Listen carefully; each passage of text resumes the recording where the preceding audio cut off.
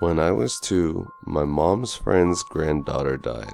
Before my mom got the call, I was pointing to the sky saying, "There goes the baby, mommy." The same thing happened when Dale Earnhardt Sr. died, saying, "There goes the NASCAR man," before it was announced he was dead.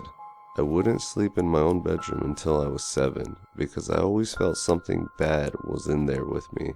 I've always been able to sense when there was another presence in a room. I still do to this day, especially in my basement. My basement is finished and furnished, not some dark creepy one. When I was little, my parents made one of the rooms into a playroom for me. I would refuse to play in there unless someone was downstairs with me, so my dad ended up turning another room downstairs into his own little man cave for that reason.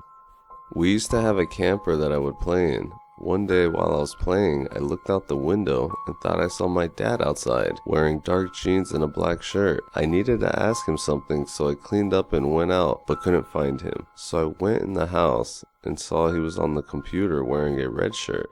When I asked if he was out there and came in to change, he said he's been in the house with the same shirt for hours. I wasn't the only one experiencing weird things. My brother used to see a woman in white and could describe her in perfect detail, right down to the color of her hair. I would never leave my room at night until I was 11 when we got our dog because I knew something in the kitchen was always there watching. When I was 12, I was at my friend Sarah's house, which is definitely haunted. I closed my eyes and saw a horrific scene play out. I saw a man in black chasing a young girl no older than 7 or 8, and she ended up falling over the banister above the dining room. I still remember every detail of the girl, from her curly brown hair to the buttons on her blue and white dress. Records of the girl are unsure since it was a long time ago, but a man did die in that house around the 1940s. At the age of 13, my friends and I did a EVP in a cemetery across from her house, and after we heard a noise, I asked if they could do it again, and it happened again. We bolted out of there. At 14, I was at my friend's house when my mom texted me and told me something pulled on her hoodie when she was doing the dishes. Trigger warning: abuse and miscarriage. When I was 19, I moved into the hotel I worked at to get away from my physically abusive ex.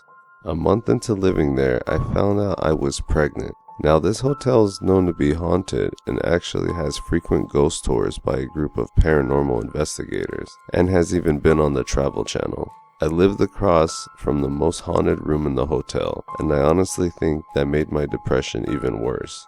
I couldn't eat, couldn't sleep, and quit taking my epilepsy medication. I constantly heard and felt things around me in that hotel.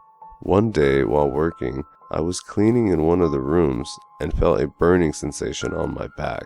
When I lifted my shirt up, 3 scratches began to appear on my back.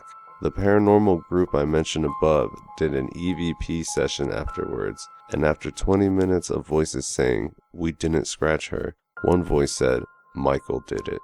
Michael is known to be the little boy that wanders the hotel looking for his mother.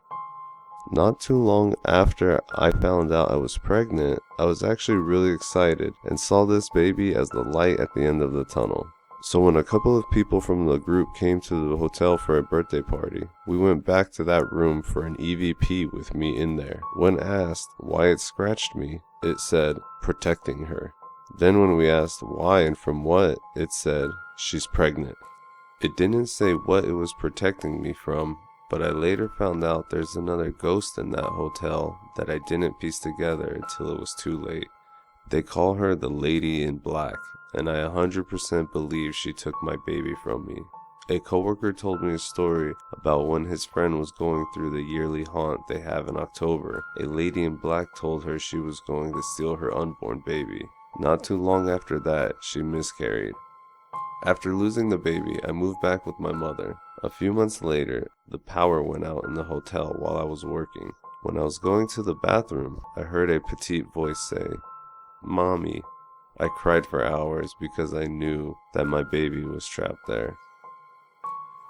In 2019, I moved into an apartment with my best friend, not knowing it was the scene of a murder-suicide until the lease was signed. I don't believe they're still there, but you can feel the residual energy where it happened. There are multiple entities in that apartment, though one of which seems to be inhuman. A week ago, my boyfriend was over, and he woke up at around 6 a.m. to see a creature crawling on the ceiling. The same thing my best friend saw after we moved in. In January of 2020, I had recently got out of the hospital and my best friend had to go to her grandparents' house. So my downstairs neighbor friend said she'd come up and stay with me. As we were laying in bed, she opened her eyes and said, "Not to freak you out, but there's a man above me staring at me." Obviously I freaked out. I'm back at my mom's place until my boyfriend and I find the place of our own. And lately, for the past year or two, I've had to cleanse the house once a month or else the activity really picks up. I still feel negative energy every night.